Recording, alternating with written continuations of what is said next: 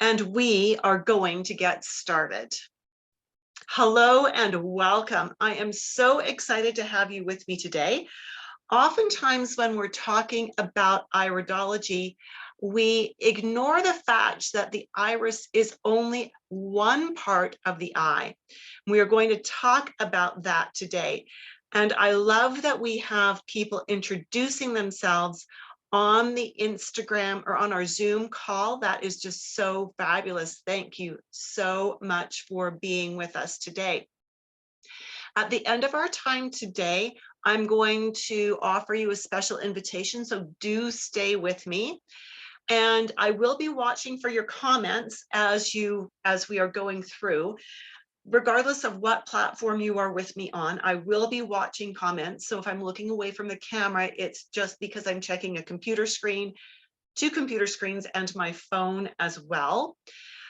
And I would love to have your interaction while we are doing this. You will find the more you interact with me, the more you're going to get out of me.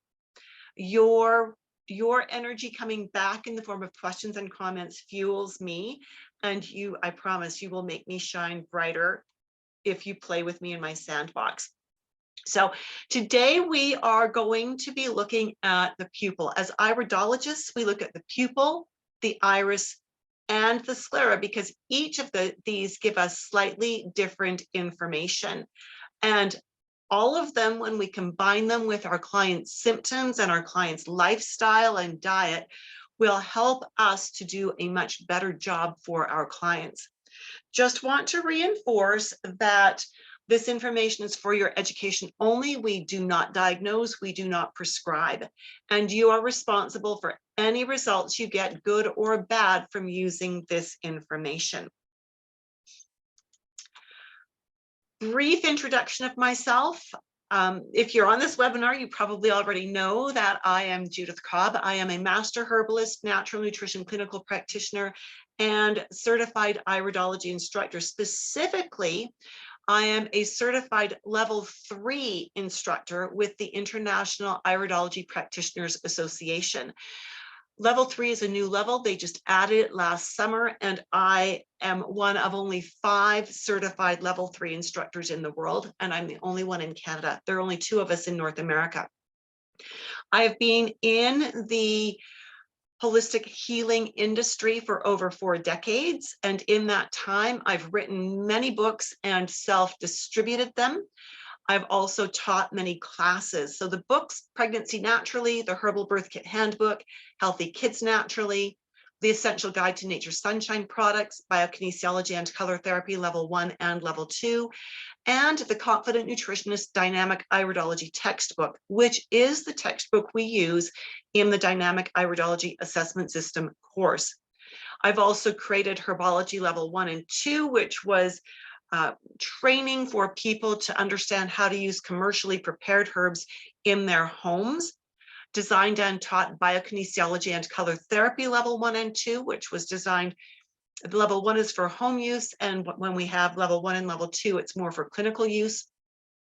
For a while, I was a certified prenatal educator and have designed and taught prenatal classes. That has come in very handy, as we just had our 9th grand baby join the world this past Saturday, and I got to be in on that, as well as teaching the Dynamic Iridology Assessment System course, which is an IPA approved course to prepare students for certification. So again, stay with me to the end. I'm going to give you a little information about the course and an invitation, and we will move from there. Here are my professional affiliations for nutrition. I'm affiliated with 2 different nutrition organizations in Canada. These organizations are so well respected that insurance companies offer packages that include holistic nutrition, and they accept the receipts we issue under either of these banners for the client to be reimbursed for the consultation. And I am a proud member of the Alberta Herbalists Association. All right, Trina says, congrats on your new grandchild. Thank you so much, Trina. She is absolutely adorable and perfect in any way, of course, because she is my grandbaby. Okay, just had to put that in there. Again, I love interactions. We're going to start looking at some eyes, and I love the interactions. So when you've got questions, please do ask. Eyeball number 1. When we do iridology, we are looking primarily at the iris of the eye, which is genetic. We are looking at the sclera, which is very dynamic. So we are not going to do herb and diet things that can change the iris. The iris doesn't change in response to herbs and diet and lifestyle. The sclera does. So the sclera shows us where hot spots are. The iris shows us where the genetic potentials are. When we look at pupils, we are looking at the shape of the pupil. You can see this pupil specifically is flattened on this side. Now, for those of you on Instagram, I'm going to move my camera closer so you can see this better. You can see much better now that we've got a flattened aspect here. This is very dynamic. This shows us some issues that have been long-standing, or areas where there are issues that have been long-standing. All right, so let's take a look. First off, we're going to start with the size of the pupil. These pupils are miotic or are displaying miosis. Miosis means small pupil. So the pupil is smaller than we would expect it to be with the amount of light we are using. And so with this, when we see a small pupil in normal room light, it tells us this person responds in the parasympathetic mode. So this person is always trying to keep complete control of the situation. They like everything to be totally calm. I tease these people and say they like to try to pat down the waves on the ocean. They want the ocean to be smooth, so they're always patting down the waves. They want everything to be calm. Now, that's a problem. That's a problem because none of us have an entirely calm life. When these people run into a situation where things are not calm and where they cannot be in control, they tend to really struggle. That creates a lot of stress for them. Now, we also need to remember that the pupils may be small because of the amount of light that is being shone at the eye. Now, I know this eye camera that I use, the lighting setup here is quite bright, and it tends to make the pupils abnormally small, which gives us clarity on some of the iris markings.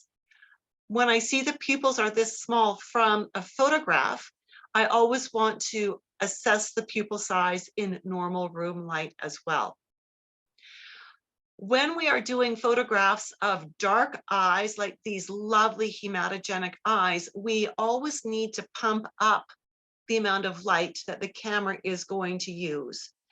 And that will make it very bright, and that will make the pupil look smaller. So we want to play with our camera settings. So this is a little bonus idea for you. If you're already doing iridology, always play with your camera settings, always play with your light direction. So you want to play with your shutter speed. That's what controls the amount of light hitting your image. And you want to also play with your light direction if you can, because those are all things that will affect the image, right? So specifically, when you're shooting dark eyes, you will use a slower shutter speed, which is going to mean more light coming into the camera. But you're also going to use brighter light, which means more light going onto the eye. That is going to shrink the pupil. And you are going to need to, again, assess this eye without using the camera lighting, just in normal room lighting, to figure out what the pupil is doing. So that is miosis, small pupils. Let's look at mydriasis, which is large pupils. These pupils are huge. So when we see large pupils, this is very common in young children. This says that when the person has large pupils in normal room lighting, that this person functions in the sympathetic nervous system. Now, you've got your anatomy and physiology under your belt, and that is going to help you understand, when I say parasympathetic and sympathetic, what the physiological reactions are in the body. So not only is light not bringing this pupil down, but the fact that the pupil's not coming down is telling us how this person's nervous system functions. Trina was saying the pupil on the left looks smaller than the pupil on the right. And a lot of that is because the image on the right of your screen was taken first, probably 3 or 4 images, 3 or 4 shots to get this, and then moved rapidly to the image on the left and did 3 or 4 more shots there. So what happens is the eye is saying, okay, we don't like this light, we don't like this light, you're going to keep doing that. So we've got the smaller light. So she says on the pupils for meiosis, same situation. It has to do with which images were taken first, how many images were taken, and how quick was the pupil to respond to the light. Very astute of you to notice the difference in pupil size, because if the pupils are a different size to begin with before we start taking photos, that gives us some clues about some other things that are likely going on that we need to be very aware of. And so again, when we see the very large pupil of mydriasis or mydriatic, this again is someone who functions in the sympathetic nervous system, right? This is fight or flight. These people are always ready for the next disaster, the next problem, the next mountain molehill that they want to turn into a mountain. Now, on the positive side, these people tend to be very generous and very loving. They would truly give you the shirt off their back, even if they needed it. Okay. Remember that when the pupils are large, this is a heightened response. This is ready to fight or flee or freeze. They're on the high alert. This increases the peripheral vision. So this person can see who's chasing them or what's chasing them without turning their head so far around. This also happens when this person is looking at someone they love or something they really enjoy looking at. Pupils will get very large again to drink in more of that. Here's another case of mydriasis. Slightly mydriatic, not hugely. You'll notice this pupil on the right hand of your screen, which is his left iris, is very not round. And so, but still, this is slightly large for the amount of light that we were shining into his eye. And this suggests that he responds in the sympathetic nervous system. Now, we can pair that with several other markings we see that will help us to understand more about how this person does respond in the sympathetic response field, and that their body and their nervous system is almost constantly under stress. Okay, so we've got meiosis and we've got mydriasis. So we've got the small pupils that say this is someone who is easily stressed out. They like to keep things very calm. We have mydriatic, which says this person responds very acutely to stress and likely turns molehills into mountains. Back to this one. This is my youngest daughter. She is now 23. Interesting that as she's getting older, her pupils are getting smaller. She's learning to cope with stress better. But I've also learned that when she gets home from work, she is apprenticing as a hairstylist. If it's been any kind of a rough day, she's going to need 15 minutes sitting with me quietly in my office telling me how awful her day was. And once she has unloaded that, she calms right down and her evening goes much better. So I do a lot of listening with her and a lot of not giving her instructions of what to do, because she just needs to offload it. She just needs to talk it through and then she'll be fine. Let's talk about ellipses. Ellipses. When we look at this pupil, can you see that it is an ellipse that is on a diagonal? If we were to draw the long axis, the long axis of this ellipse is going this way. What the ellipse suggests is that there is an increased risk of impending paralysis. So this person is has a potential risk of things building to where there may be some paralysis happening. Now, it can also mean, depending on which eye and which direction it's going, an increased risk of bronchial issues. So we have to know which eye we are looking at and which direction the ellipse is pointing in order to understand how to assess this. Now, would I ever say to a person, oh my goodness, I think you're going to get paralyzed. I think you're going to be paralyzed like by tonight. Absolutely not. I would ask this client as a very first question and beginning our session together, is there a personal or family history of anything? And I will fish at that level for things that I need to be aware of. Then I will consider the rest of the person's case, what their symptoms are, what their diet and their lifestyle are, before I go diving off any deep ends. I would certainly ask if they were under chiropractic care, because the shape of the pupil has a lot to do with spinal alignment and with nerve feed. So I would want to know if they were doing chiropractic, massage, physiotherapy, Dorn therapy, any kind of spinal alignment, because for all I know, this ellipse may have been worse 6 months ago. They may be doing all kinds of good things that are actually bringing this pupil more into a round shape. So I'm not going to make an assessment that could scare the living daylights out of my client. I am going to ask questions to find out what direction I should take this in. Here's another ellipse. This is a left iris, our axis of our ellipse going this way. So again, we need to consider which eye and what direction the ellipse is going. And then we need to be well skilled in the art of asking appropriate questions so that we can understand whether this is something we need to be actively concerned about, or is the client already taking action and we don't need to stress them out with information. Does that make sense? Does that make sense that we need to be asking questions? Sarah says, yes. Hello, Sarah. So good to see you here. Can you please explain what you're meaning by ellipse? So an ellipse is a circle that has been flattened. It's been squashed. So if you think of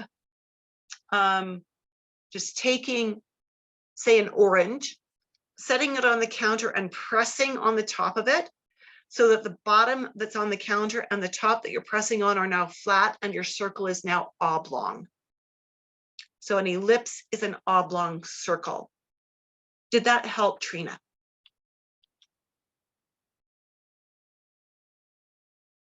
Fabulous, fabulous.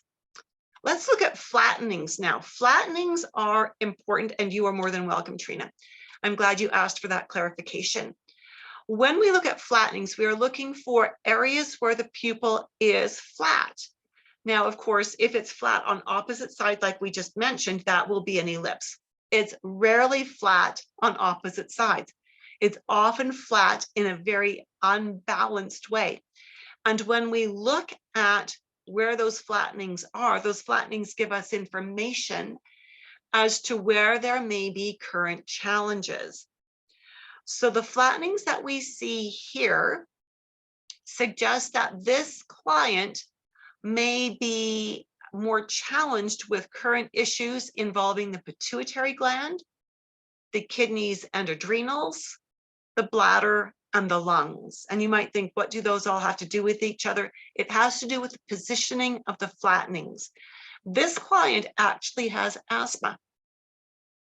And so that is exactly why we've got the flattening here. Now, with the flattening, however, because the flattening suggests a spinal misalignment, if this client were to engage in some really excellent spinal work And if they were to take appropriate supplements to support their lungs and appropriate dietary work to support their lungs, they could totally eliminate the asthmatic symptoms. They would reduce their risk of displaying asthma. Right? But it will take all of that. It will take the spinal work, and it will take, because of other things that we see in this eye, it will take dietary and supplement work as well. It might even take emotional work. But at least we know that there is a physical contributor, or more than one, to why they've got asthma. Does that make sense? When we are using iridology and the study of the pupil and the study of the sclera, we are always looking for more than one marking that point to the same area. One marking alone does not give us a valid assessment. We need more than that. So this is the eye of a female who was in her early 20s. And what we see here is she has got, this is her left iris. We see that she's got inferior medial flattening and inferior lateral flattening. Now, what's really interesting here is the inferior medial suggests a predisposition to pancreas and liver imbalances. When we see inferior lateral, it suggests a challenge with the ovaries. This young lady came to me and her symptoms were exactly polycystic ovary syndrome. Absolutely and precisely that. When you understand PCOS, because you understand anatomy and physiology, you then understand the role that the pancreas and the liver play on messing with the ovaries to make them PCO, right? And so when we see these indicators, it gives us a depth of understanding. This client actually has a few more indicators that suggest the blood sugar imbalance risk. And that all tied together when I was working with her for us to understand why she had PCOS and to be able to straighten out her diet and her lifestyle to get her cycles regulated. Here we have flattenings again. On the client's right iris, we've got superior lateral, which is pancreas, is teaching us about pancreas. On the left eye, we've got superior medial, which is also pancreas, and inferior medial, which is also pancreas. Now, this is a client who has been with me for 4 decades. She was one of my very first clients, and she is still one of my clients. When she started, and clients will come in for 4 or 5 sessions, and then we get them into a good place, and then they will go away for a few years because they're feeling really good. As they get older and they slip out of good habits, their body will start to give them indications that they need to come back to see me. And so on her, coming back to see me about 2.5 years ago, we noticed these flattenings. We noticed several other markings, and she brought some lab tests with her. She had elevated hemoglobin A1C, elevated cholesterol, elevated triglycerides. Notice that she also has liver pigment, or the pigment that suggests liver tendencies. She has a lipemic diathesis, which suggests that her blood lipids were likely not balanced and were creating some blockages in the arteries. We started working on all of these things, had her getting fabulous results. She lost some weight. Her numbers had all corrected within 3 months. Then life happened. She had a lot of stress. She fell off her program. And about a year after that, she had a heart attack. Now, fortunately, she lives about 2 minutes from a major hospital. Her husband recognized what was going on. Instead of waiting for an ambulance, he threw her in the car, got her to the hospital, and she got medical care right away. She's doing very, very well. And we are back on the program of working on getting her hemoglobin A1C, her triglycerides, her cholesterol, all under control again. We are working at getting her liver back on track. We are working at teaching her, even though she's in her late 60s, we are really working at teaching her stress coping. How do you resolve stress? How do you deal with it so it doesn't cause problems? And she's doing very well. The fact that we saw these pupil flattenings, both in her right eye and her left eye, helped us to understand more of why her hemoglobin A1C, her triglycerides, and her cholesterol were all elevated. And that gave us the insight to create the program that would work for her. Rather than creating a generic program, a one-size-fits-all program, we were able to create a very targeted, specific program for her lifestyle that works very, very well. Amazing. Any questions so far? I love that people on the webinar have been posting questions, and that is absolutely brilliant. And we've been incorporating those into the dialogue as we go, rather than stopping to answer them specifically. All right, so, as we're looking at iridology, there are many, many things to learn. And obviously, in the last 25 minutes, we have only just scraped the surface of a little bit of the pupil studies that we want to do. What we find with iridology is that when we use it, and when we use it well, we can do a faster assessment that is far more accurate, that it helps us to create better and faster rapport. Because when we are pointing out, when we're seeing these things in the iris, and then, or in the pupil, or in the sclera, and we are asking specific questions that tie our client's symptoms to what we're seeing in their eyes, it really helps to create that rapport. Clients feel heard. They feel understood, because we're not asking questions in a shotgun pattern. Trina says it's amazing how much there is to iridology in helping understand what's happening in the body. You are so right, Trina. I also find that when I use iridology, I don't need an intake form. I still use a release form or the informed consent form, but I don't need an intake form, because I'm going to let my clients' needs direct things. So they come in and they tell me what they would like help with. I combine that with what I see in their eyes. From there, I ask the questions I need to ask, and that is the intake process I use.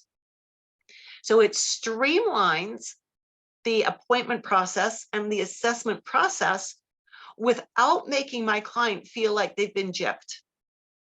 As a matter of fact, they feel so heard that they love it. As the client that we just looked at, who's been with me for 4 decades, I just saw her a week ago.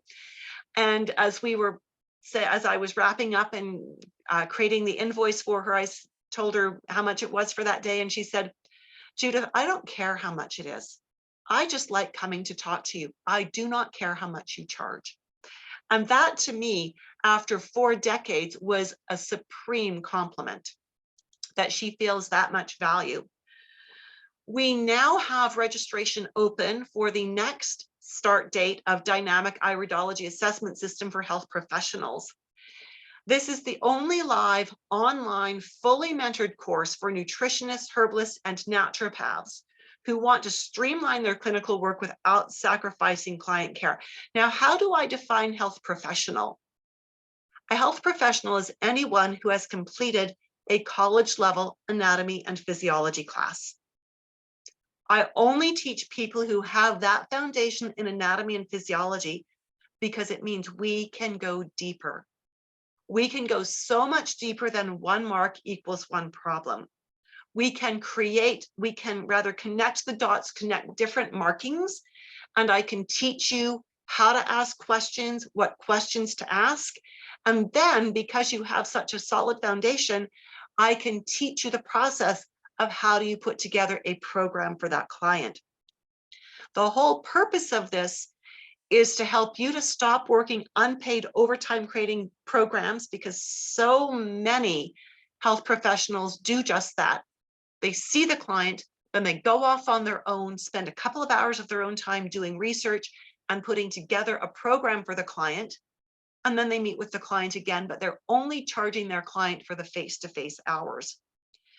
When we spend that much time creating a program, we have too much information in it. It overwhelms our clients. They have problems following all those instructions. And so by creating our programs in our appointments, while we are face-to-face with our client, we create programs that are very to the point, that are easy to follow. That increases our clients' compliance. It increases their success, and it increases the long-term retention. I have many clients who've been with me for over 20 years. I've got clients that have moved away from the city, and we do their appointments now over Zoom or by phone, because we have that deep base, that deep rapport that they don't want to give up. One of my students, Michelle Davies, who is a graduate, a certified iridologist from the program, says, I asked her, why did she take my course? Because she had already certified 3 levels with Dr. David Pesek. She said, I wanted the latest info from an experienced practitioner that has used iridology in nutritional practice for a long time. Having my classroom at my home, because we do classes over the internet, allowed me to have all my charts and books by my side, which made it easier, and having an awesome sharing and caring teacher made it the best. Judith helped me better my nutritional iridology practice. I recommend her courses to everyone. Love that. Another one of my recently certified students, and these students are certified through the International Iridology Practitioners Association, said, I would like to thank you so much for all your help in my iridology journey. I appreciate your teaching skill, your follow-up, and your availability, and all the time you spend presenting and marking. Now, this student is a recently retired school teacher, so she understands the teaching process, and that really touched my heart that she said these things. This is one of my current students, Trisha Colstow. She's already certified as an iridologist under another instructor, and she's an NHCP.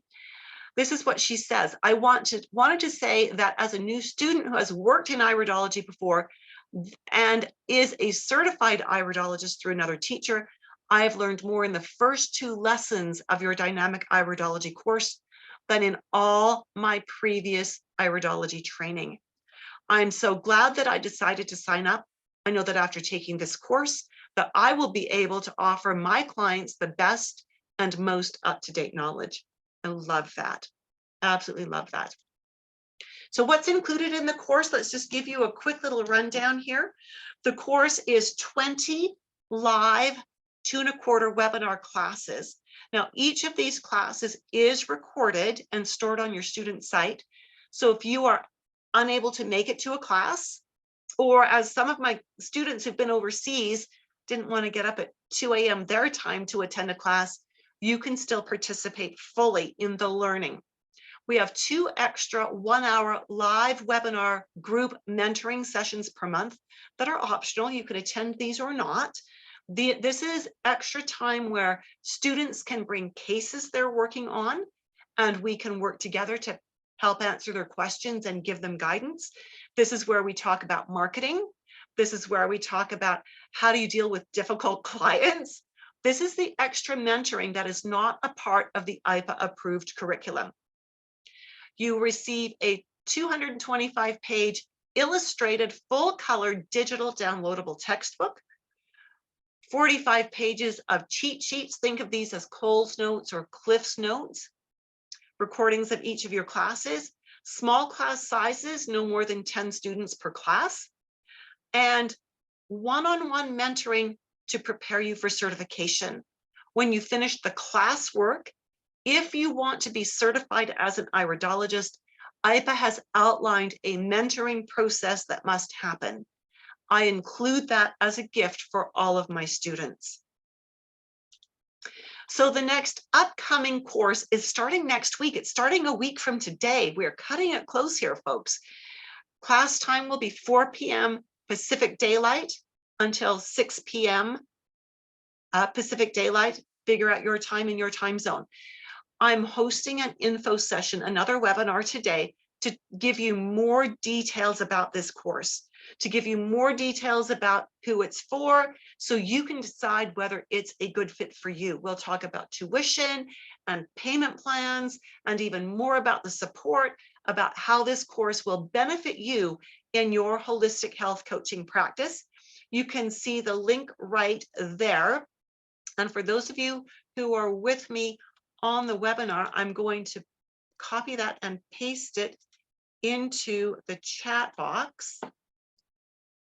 There you go. So if you are able to join me today at 5 p.m. Mountain Time, so that's about 5.5 hours from now, please do, please do.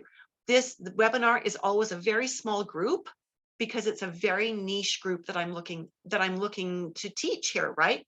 I'm looking for health professionals who want to add iridology to their skill set. So with that, my friends, that is everything I have for you today. I am not seeing any other questions or comments of things that you would like me to answer for you right now. It's so good to see some people who I know are gearing up to enroll in the course in the very near future with us on the webinar and on Facebook and on Instagram.